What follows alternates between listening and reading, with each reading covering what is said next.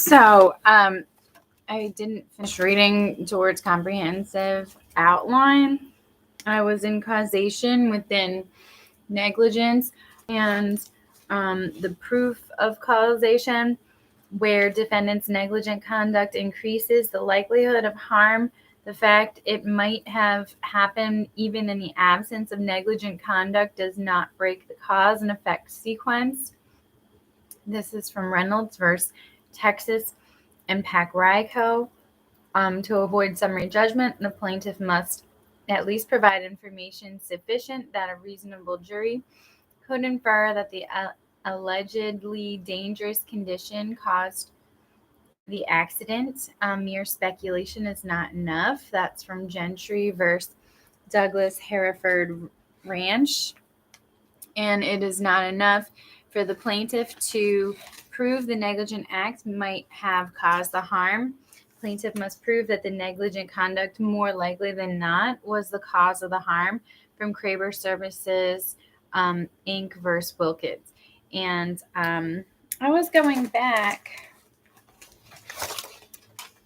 to the cases to give a point of reference.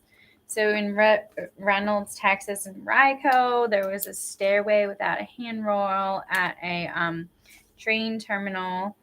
And how did they hold? Judgment for plaintiff affirmed.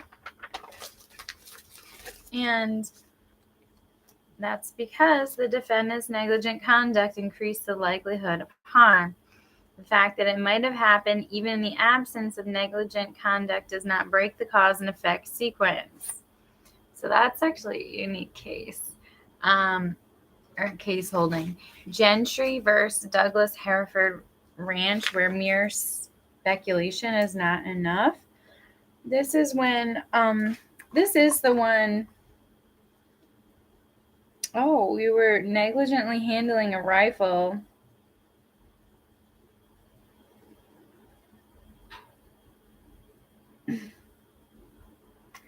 Sorry, plaintiff also brought, so there's like two complaints going on.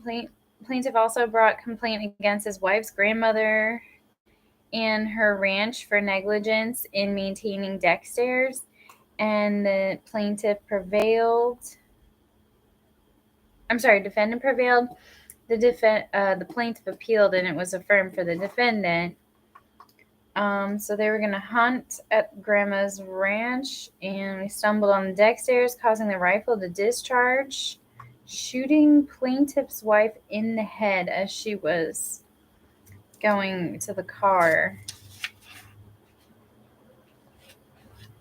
And the defendant prevailed.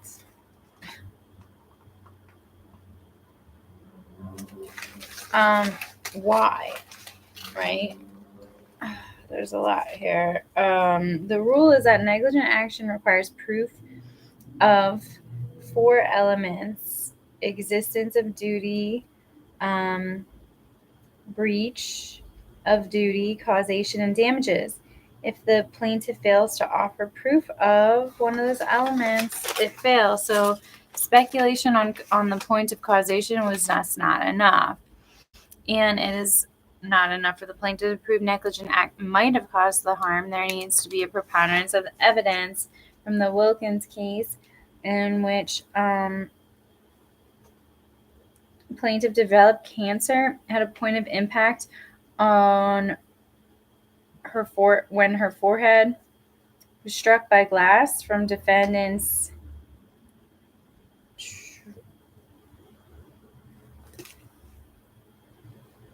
transom at a hotel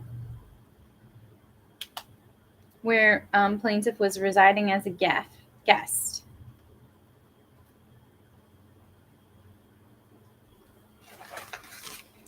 And so while there's a possibility, it's not a preponderance of an evidence that she got cancer from glass cut to her face. Joint and several liability. Jointly and severally liable. When separate acts of negligence combine to produce injury. And if I just totally lost my page. I was right there. Kramer serves versus Wilkins. Okay. Don't lose the page. When separate acts of negligence combine to produce a single injury, each tortfeasor is liable for the fair amount.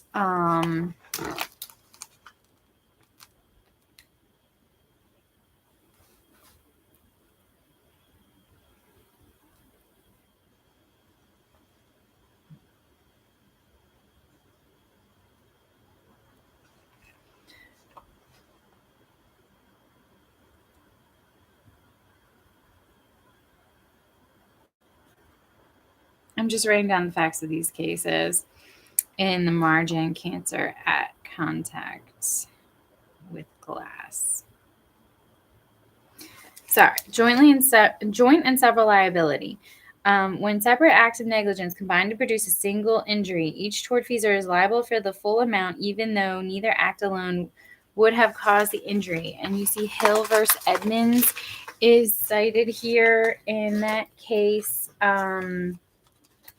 I may very well not have it because I'm looking at Daubert right now.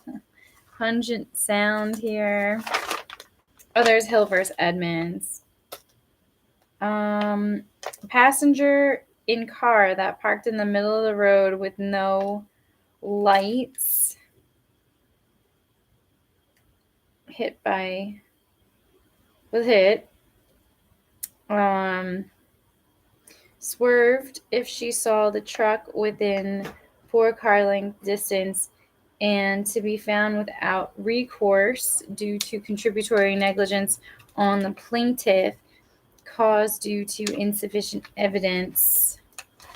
So it kind of failed for whatever. That one's just a plain. It's not the fire convergence. It's just a plain old accident. But it sounded like there's 2 parties at fault.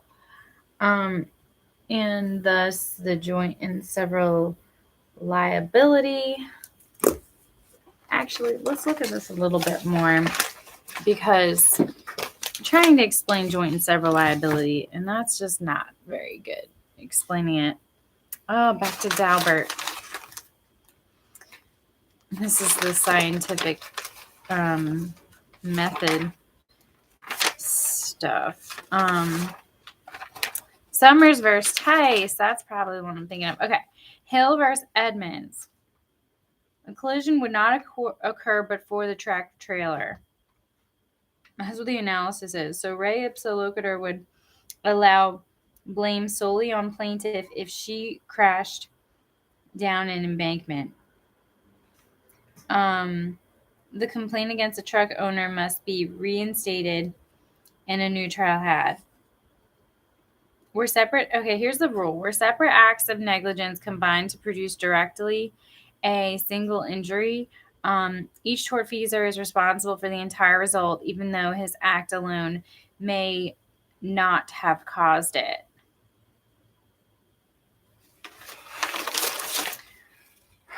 Substantial factor. When 2 causes combine to cause damage, and either alone would have caused the damage, both sources are liable, assuming both are negligent, as long as each was a substantial factor in causing the damage. Anderson versus Minneapolis Street is a citation for that case. Or is a citation given to explain the substantial factor formula for joint and several liability. And in the Anderson's case, you had a forest fire which originated in a box and was found by jury to be caused by negligence of the defendant, and the defendant's engine caught on fire, and the forest fire merged with another fire of independent and uncertain origin, and combined fires burned over plaintiff's property. So the jury instructions were that the defendant is liable if the defendant's fire was a material or substantial element in causing plaintiff injury, and the question was whether the jury instructions were correct as a matter of law. The holding is yes. They correctly reflect joint and several liability that the state intends to use. Summers versus Tice. I thought that was the fire case. This is the fire case.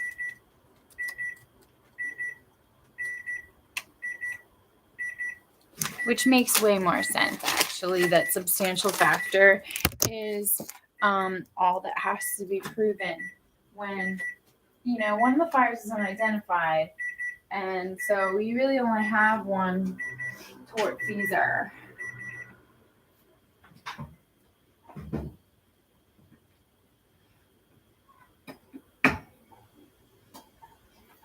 So let's keep going. I literally only got through one slide or two slides in like 10 minutes. So if both contribute to the injury, then both can be held liable, is ultimately what's being said. What is the problem determining which party caused the harm? In a case where both defendants had acted negligently, but only one of them caused the plaintiff's injury, the burden of proof on the issue of causation shifts to the defendants. If neither defendant can meet the burden of proof, then both will be held liable. Proximate cause, unforeseen consequences. Defendant is not liable for unforeseen damage caused by a defendant's conduct. Ryan versus New York Central Railroad. Eggshell thin skull rule. Defendant must take a plaintiff as he finds him and is liable in damages for aggravation of pre-existing condition. Defendants are liable for aggravation of pre-existing illnesses or injuries, even if they could not have foreseen that the plaintiff would be injured in that fashion. See Bartolone versus Jekovich. I feel like this is the gambler case.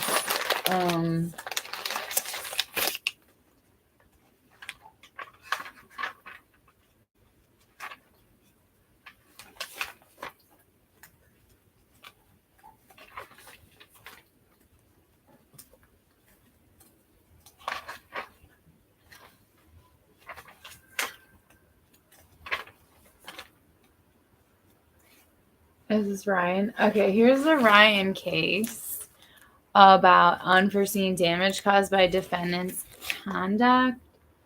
This is when a railroad engine fire caused a shed with wood to blaze, and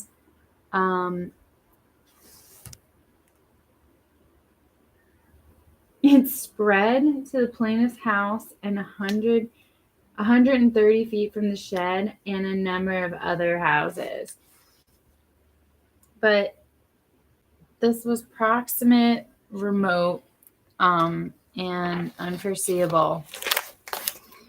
Bartolone versus Jekovich was about an accident, 4 cars involved, caused by defendant in Niagara Falls area, caused slight physical injury, but precipitated a relapse into psychotic condition, a pre-existing psychotic condition.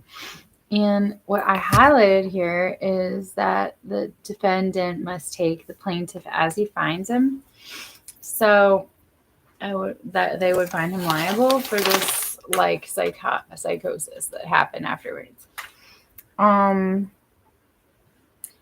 Defendants are liable for all damage they directly cause as long as some harm was foreseeable from their conduct. In re Polmus v. Furness.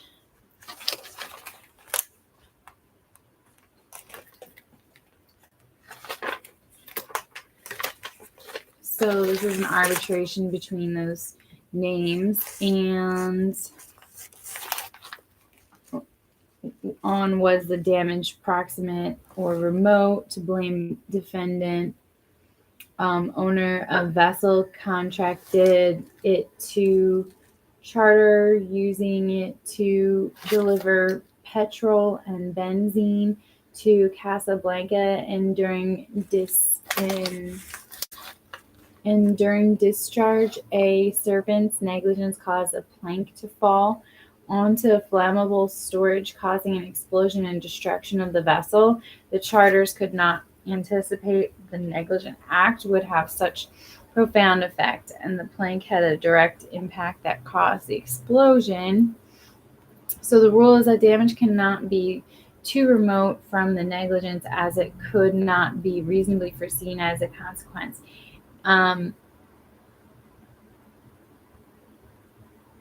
Damage cannot be too remote from the negligence as it could not be reasonably foreseen as a consequence. If the is not a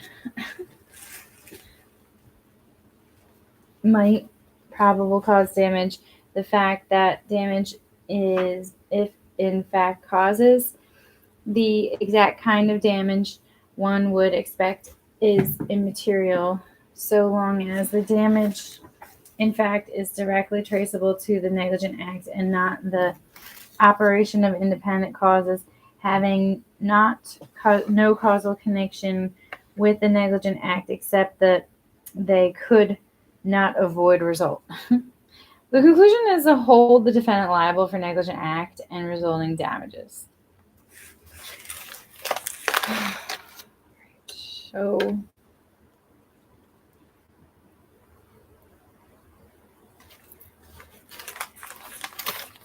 So this was like a ship explosion due to like a plank being loose. And then what was that Bartolone Jekovich thing about? Oh, it was a car crash causing literally psychosis in plaintiff, eggshell plaintiff. And reasonable foreseeable risk. No. An actor's liability is limited to those harms that result from the risks that made the actor's conduct tortious. Overseas tank ship versus Mort's dock and engineering wagon mound 1.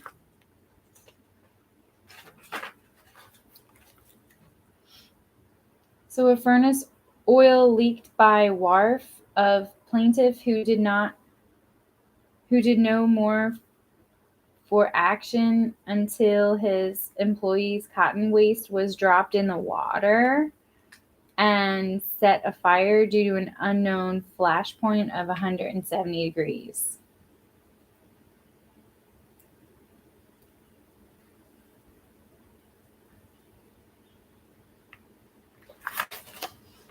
That was really random.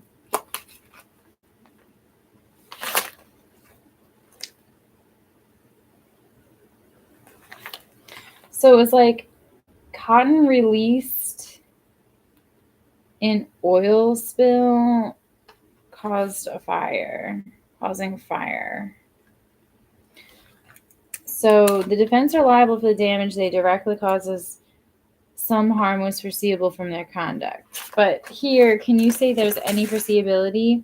If damage is not foreseeable, then the defendant would have no duty to prevent it. So it was reversed.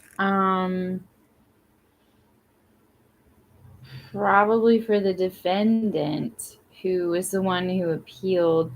Plaintiff moved for nuisance case and abandoned action. Actually, I don't know who prevailed. I just know that if damage is not foreseeable, then defendant has no duty to prevent it.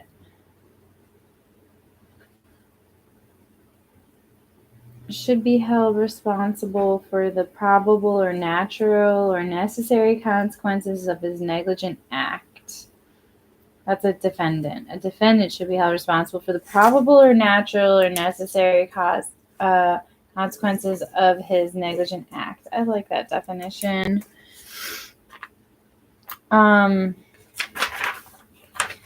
Overseas Tank Ship Ltd. versus Miller Steamship Co. Wagon Mound number 2. This one,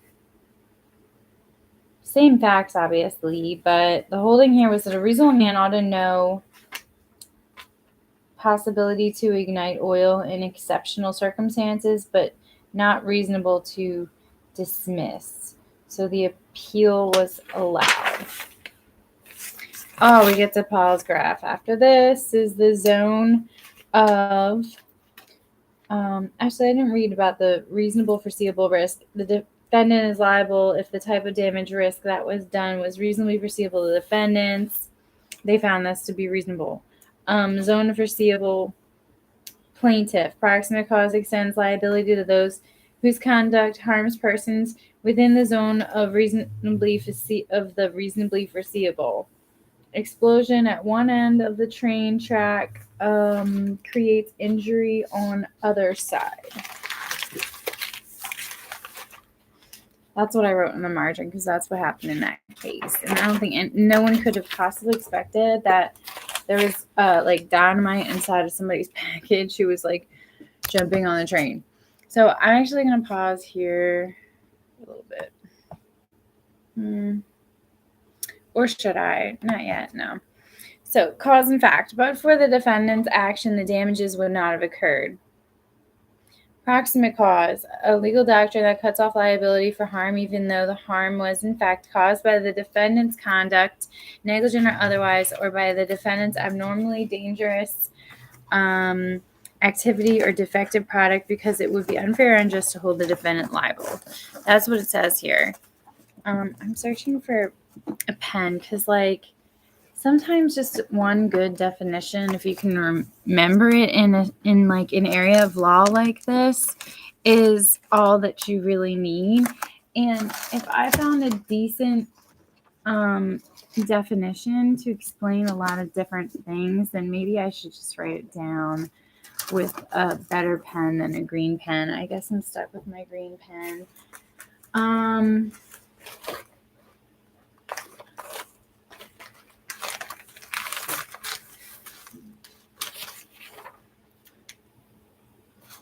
Although it looks like it may have been somewhat overturned, but it was that a defendant should be held responsible for the probable or natural or necessary consequences of his negligent act. Probable, necessary,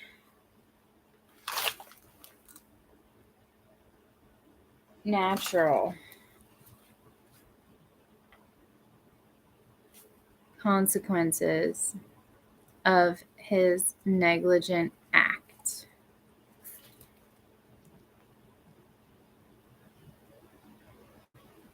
Okay, so now what? Intervening causes, rescuers. A rescuer is always foreseeable. A defendant is liable for injury to rescuers suffered by someone who attempts to rescue another in peril due to the defendant's negligent conduct. This comes from McCoy versus Suzuki Motor Co.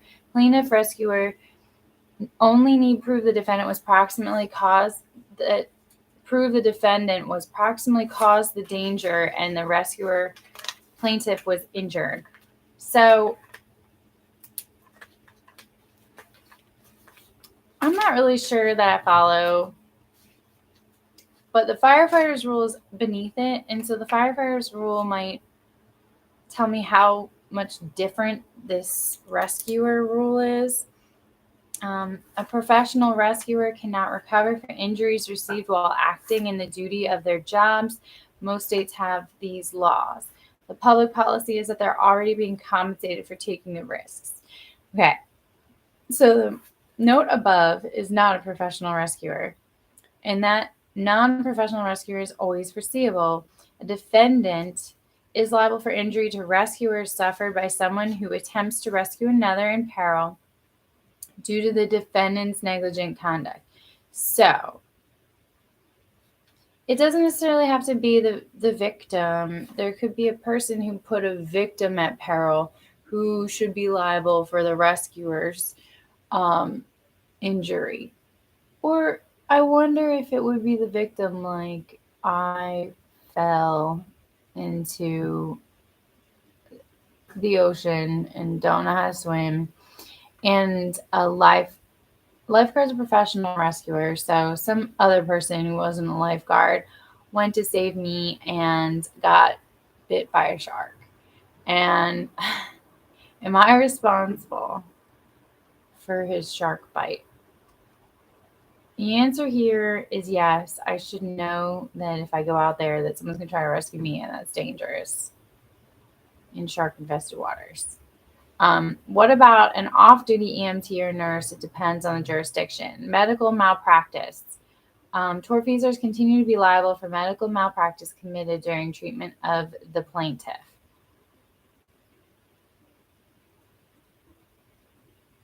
But not for unforeseeable risks, like the hospital operating on the wrong patient. So only foreseeable medical malpractice, not like saying that any actually is foreseeable. But here's intervening causes. Deirdrian versus Felix Contracting Corp. For foreseeability, it will not interrupt the causal link if it is a normal foreseeable consequence flowing naturally from the situation created by negligent conduct. It is the intervening act a normal foreseeable consequence of the situation created by the defendant's negligence? Yes. If yes, liability, fine liability. Extraordinary, unforeseeable, and independent. The acts of a third person that intervene between the defendant's negligent conduct and plaintiff's injury will interrupt the causal link if the conduct is extraordinary, unforeseeable, and independent. And so then you ask, the question to determine this, the intervening act in extraordinary, not foreseeable, independent result far removed from the defendant's conduct? If not, or if that should be the case, then there's no liability. Intentional or criminal acts of a third party cut off liability for defendant's negligent act. This is example of this is Watson versus Kentucky Indiana Bridge and Railroad Company. I kind of want to look into this. Here it is. So this juror lit a match and deliberately threw it into a gas leak from a broken valve on a car holding gasoline, and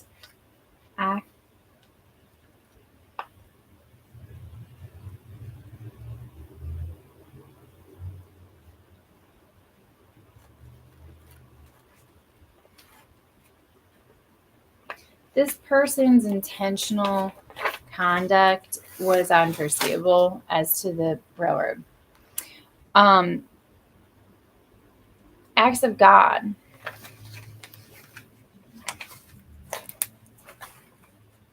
Intentional match lit gasoline.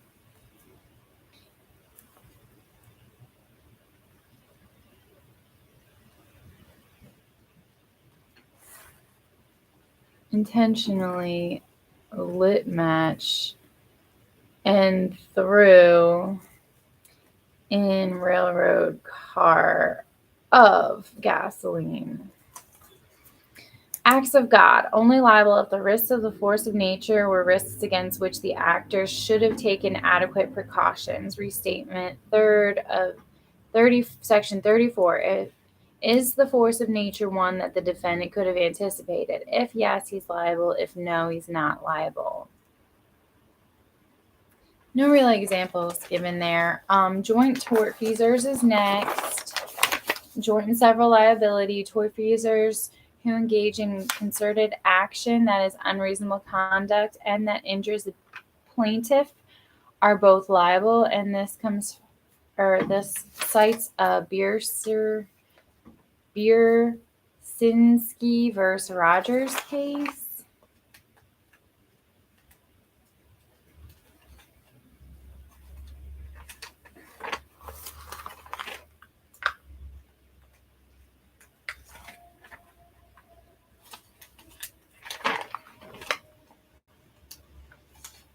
Oh, here's the Suzuki rescue doctrine. Allows an injured responder to sue tortfeasor who caused danger requiring rescue. The rule puts the tortfeasor on note to expect danger, invites rescue. Rescuer is owed a duty similar to duty owed to he or she tortfeasor imperils. Torts, I don't know, imperils. And then RD negates the notion that rescuer assumed the risk being employed as a rescuer provided he doesn't act rashly or recklessly. Here's the factors. Negligence existed to he who was imperiled. Peril or appearance thereof was foreseeable. Reasonably prudent person standard to perceive the foreseeability, and the rescuer used reasonable care in effectuating the rescue. And secondarily, no reason could be found to accept product liability case. Case law supports the proximate cause being applied to the case. So we're trying to get a product liability case. Already responsible probably for putting someone in peril, and then the person who was harmed rescuing that person in peril. They're wanting to find what? They're wanting proximate cause to be applied to the case. So I think when they say that, proximate cause, like we know, cuts off liability. So I get the impression that the rescuer wasn't going to be covered under the product's liability, like the defendant responsible for strict liability for product defect. Oh, but back to Bursinski versus Rogers, the tortfeasors who engage in concerted action that is unreasonable conduct and injures both are liable. Here's Deirdre versus Felix. Epileptic attack of an employee and got his body ignited based on the nature of the work that he conducted by some type of crazy acid or enamel. Molten enamel sprayed him. Bursinski versus Rogers. Automobile race between Race and Brzezinski, both named defendants. Race collided with plaintiff at 70 miles an hour, alleged a violation of speed statutes and statutory rules. But do they want to find evidence of concurrent negligence on both parties to the race, even though only one person hit the victim. And they're just saying affirm for plaintiff against both defendants because they both met all of the negligence criteria. So this is a race, an automobile race. They both found liable. Awesome. Satisfaction and release. Plaintiff may sue as many defendants as he chooses and may take as many judgments as he chooses, but plaintiff may collect only one full satisfaction and payment from Bunt versus Embro.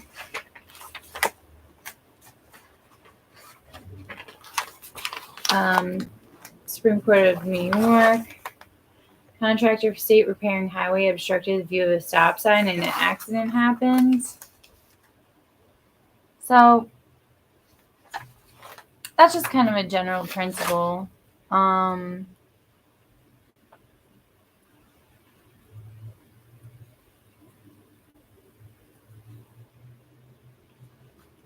really, the plaintiff can sue anybody he wants. He only collects once, but he can sue anyone he wants. He doesn't have to sue everyone. Because that's putting too much of a burden on the injured party. Contribution and indemnity. Contribution. One tortfeasor pays for all the liability and sues the other to contribute his fair share. Can be done in one action or separate actions. Indemnity. When you feel that you are not responsible for any of this, he, she, they are responsible for the full amount. Example, when you are being held liable as an employer under respondent superior, you can sue the employee for indemnity and get all of your money back. So that's the definitions of contribution and indemnity, respectively. And contribution, one tortfeasor pays for all the liability and sues the others to contribute their fair share, and it can be done in one or separate actions. Indemnity, however, would be when the party responsible for the tort liability or held responsible by the court for the tort liability that feels they're not responsible for the tort would sue the responsible party for indemnity, not contribution, because indemnity is like the full amount. Someone else is responsible. Continuing, in contribution, any joint feasor who pays more than his share of the plaintiff's damages may seek contribution. Nell versus Feltman. From the other joint tortfeasors, this right of contribution is not affected by the plaintiff's choice of defendants and may be enforced through a third-party claim in pleading or separate contribution action if the plaintiff does not join all the tortfeasors. And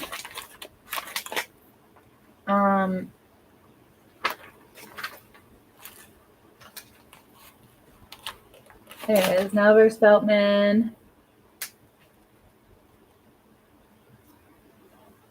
I don't know if there's any facts here.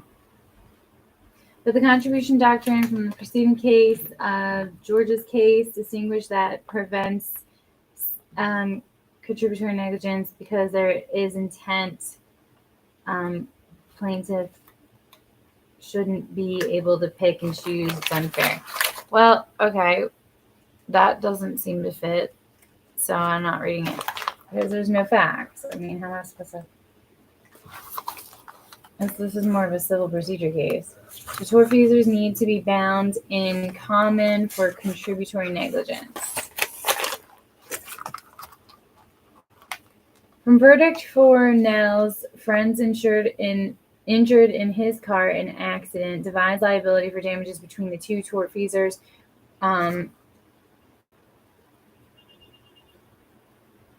In common. Affirmed. So they're totally okay with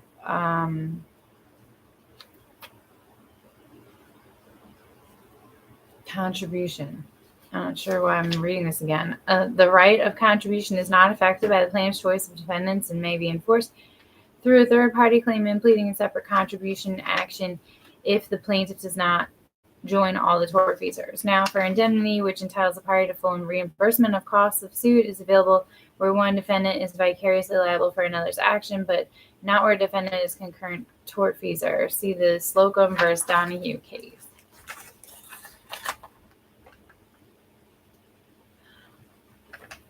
Let's see.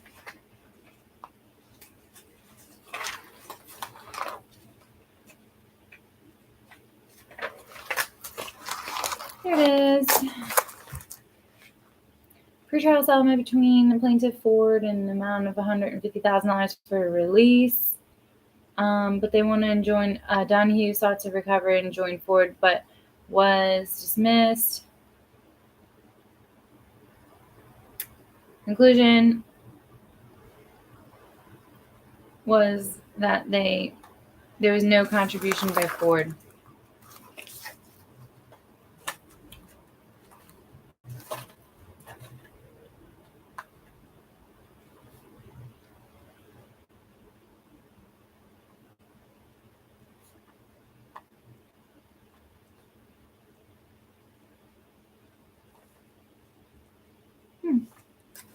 That's really interesting, actually. It almost seems like a way around a lot of liability. So, duty of care, failure to act before negligent infliction of emotional stress. There's more about duty to care, duty of invitees and licensees, duty to children, duties. Okay, so I went through causation. Now, the duty of care is another element of negligence I'm going to go through next.